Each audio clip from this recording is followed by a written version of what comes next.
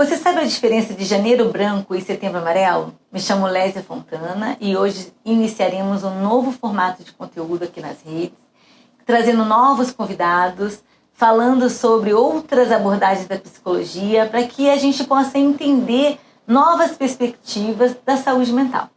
Hoje a nossa primeira convidada para enriquecer o nosso bate-papo é a psicóloga Gisele.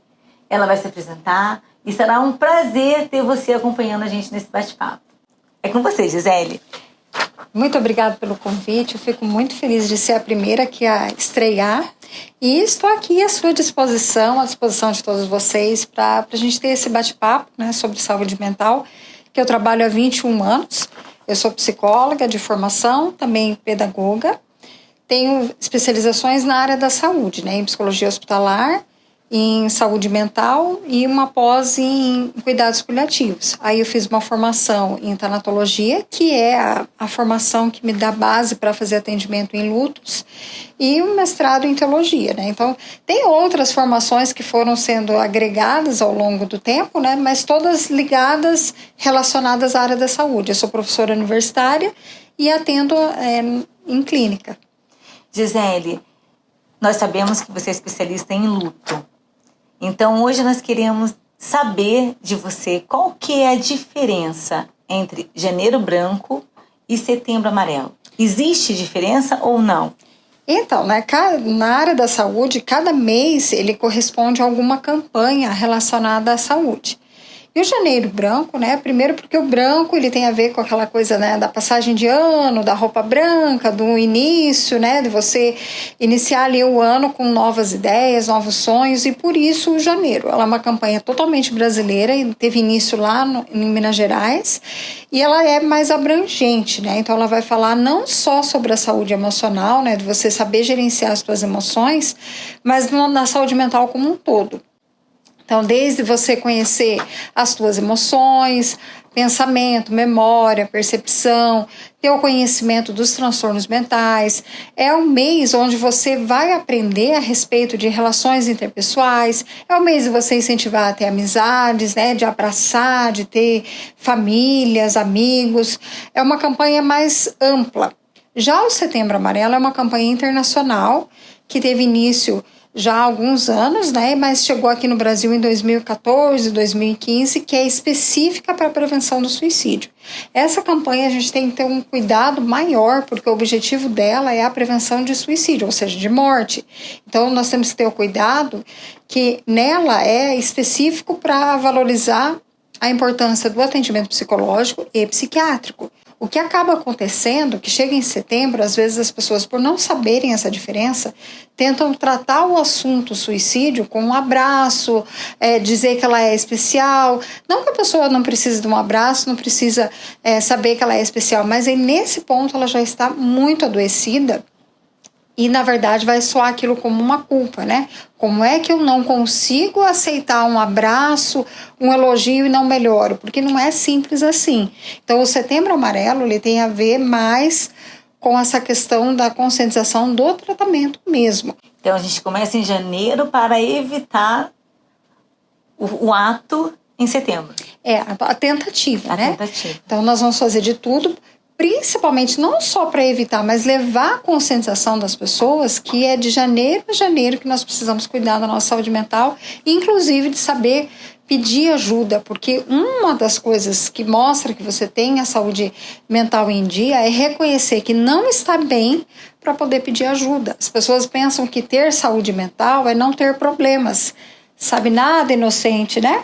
Porque todos nós temos problemas. Aí a diferença é que quando você busca o autoconhecimento, você consegue perceber que isso você não consegue fazer sozinho. Gisele, isso é muito importante. Eu quero puxar um pouquinho para o lado que eu trabalho, que é a família. Como que a família pode criar um ambiente ou falar da saúde mental e perceber uma movimentação estranha no comportamento? Como que as famílias podem se ajudar? Uma das coisas que eu sempre falo para os meus pacientes e também para os meus alunos, né, que a gente tem que se livrar da felicidade tóxica, né, a família margarina, né, aquela família super feliz que não tem problemas. família de rede social, né? Então a gente tem que entender que todos nós temos alegrias, tristezas, problemas, desafios. E aí a maneira como nós interpretamos isso vai fazer essa diferença. Então é entender que somos pessoas com defeitos e com qualidades.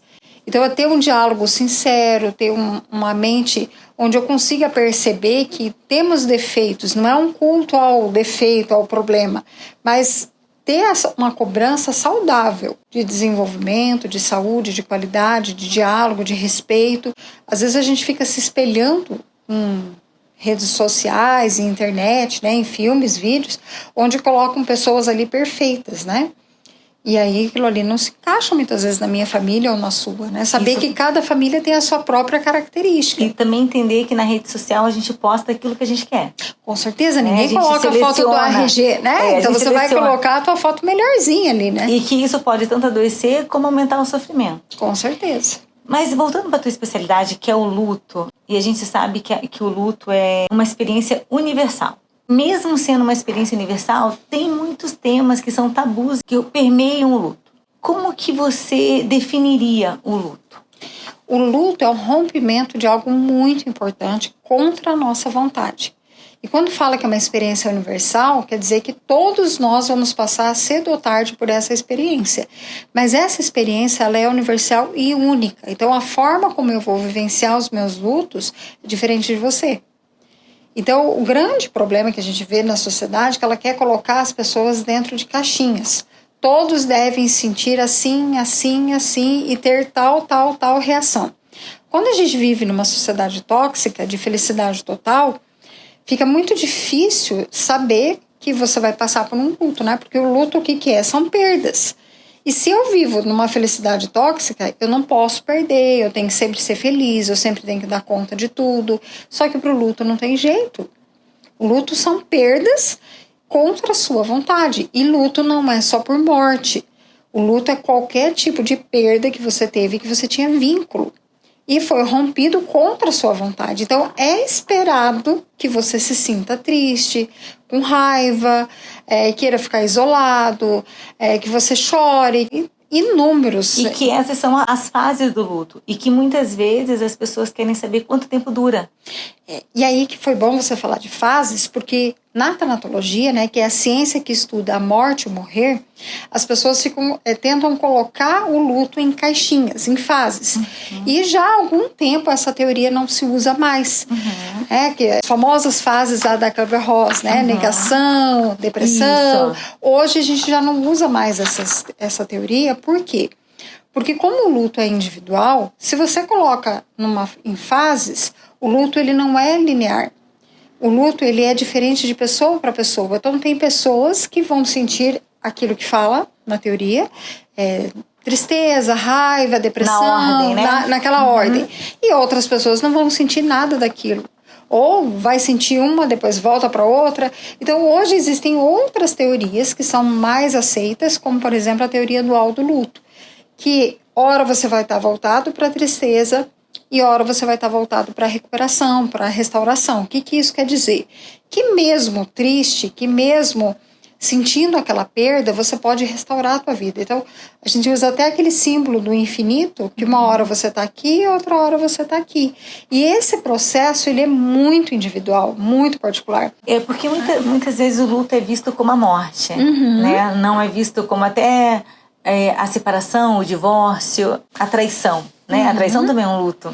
Porque o que acontece? Existe um vínculo, uma expectativa, um sonho. Uma idealização daquela Dentro pessoa. da teoria, a gente fala que existia um mundo presumido. O que é esse mundo presumido? Você teve um mundo que você criou. Então, por exemplo, hoje, o que você planejou para o seu dia? O luto, ele vem e rompe isso. Então, você tem que mudar completamente aquilo que você criou. Né? Por que a gente teve tanto problema com a pandemia? Todo mundo tinha seus mundos criados. A pandemia veio e rompeu com várias coisas. Com relacionamentos, com saúde, com casamentos, né? Então, quando rompe isso, que a gente fala que quebra esse mundo presumido, a pessoa ela fica meio sem chão mesmo. Então, ela vai precisar se reestruturar. E aí, se a gente vive numa sociedade que não aceita as emoções que a gente considera ruins, né? Que na verdade não são emoções ruins, são emoções desagradáveis. Mas todas elas têm e que fazem parte, elas fazem parte daquilo. E que não podem ser ignoradas e nem retiradas do Exatamente. indivíduo. E se a gente vive nessa sociedade que só manda ficar feliz, o que acontece? Como é que eu lido com as coisas negativas, com as frustrações? Aí vem esses problemas, a pessoa não sabe nem o que fazer. Por isso que daí o desespero ele acaba sendo maior, porque ela ignorou todas as outras emoções. E também a gente pode pensar num padrão, né? Às vezes não chorar, não demonstrar sofrimento, não demonstrar que perder algo te faz sofrer, vem lá da família, vem lá de trás. Exatamente, porque a gente vai aprendendo como lidar com as emoções. Gisele, e assim, que nós estamos em janeiro, e o foco é saúde mental. E o luto chegou no Natal. A perda do emprego chegou no Natal.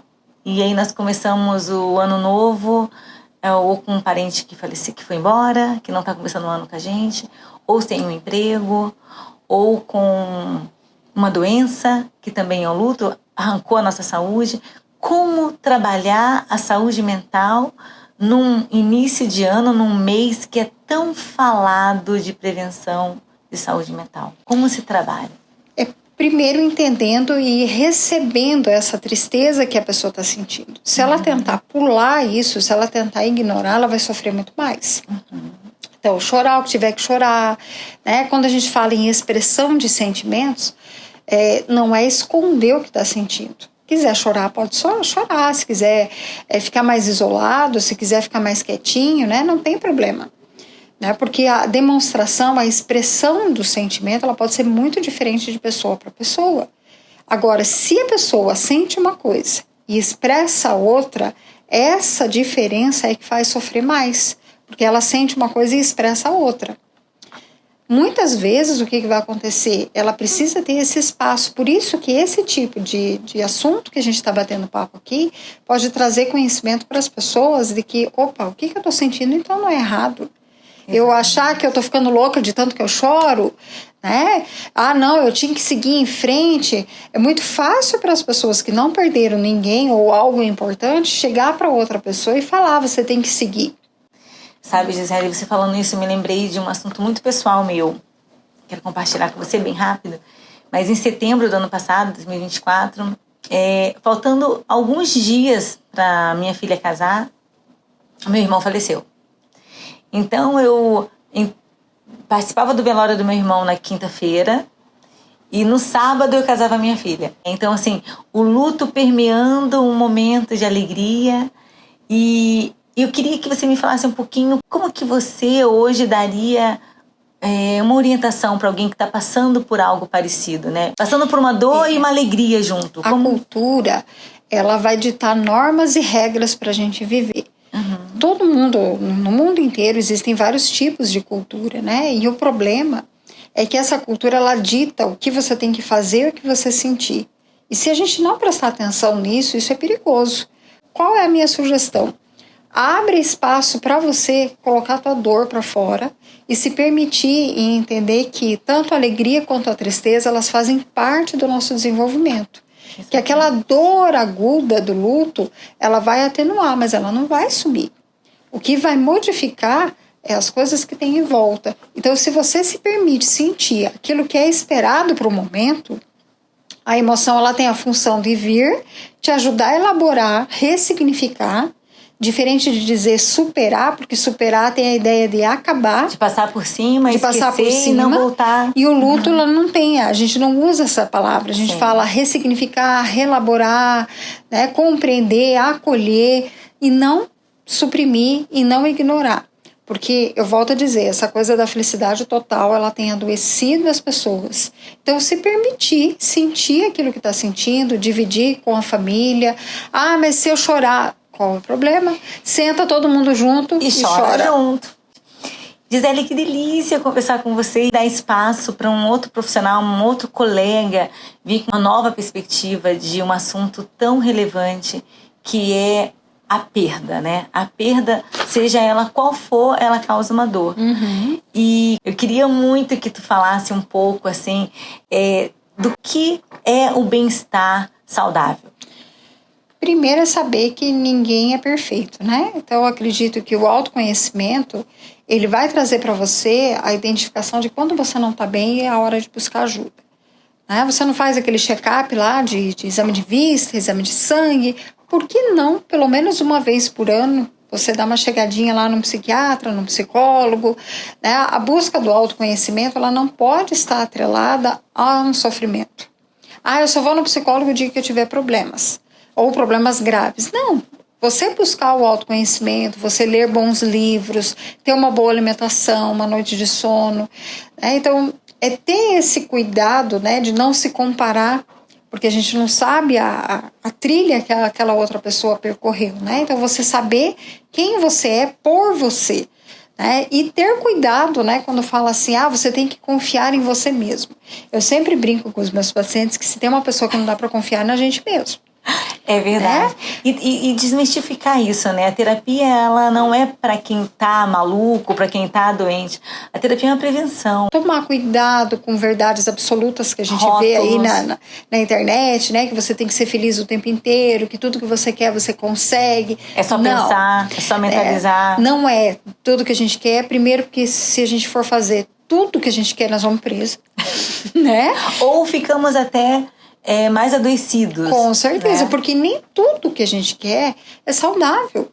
Então, às vezes é por impulso, né? Então, tomar cuidado com a impulsividade, tomar cuidado, né, com esse mundo imediatista, saber que a vida ela é uma construção de altos e baixos, que não é linear, né? Que você pode ter sonhos, mas o planejamento ele serve para você entender que às vezes vai ter que mudar, às vezes vai ter que começar de novo, às vezes vai ter que trocar, às vezes vai ter que desistir, e que isso é para nossa proteção, né? Ter bons amigos, fugir de vícios, porque isso traz prejuízos para a nossa saúde mental, e cuidar com palpite, porque às vezes as pessoas elas dão palpite baseado naquilo que elas acham.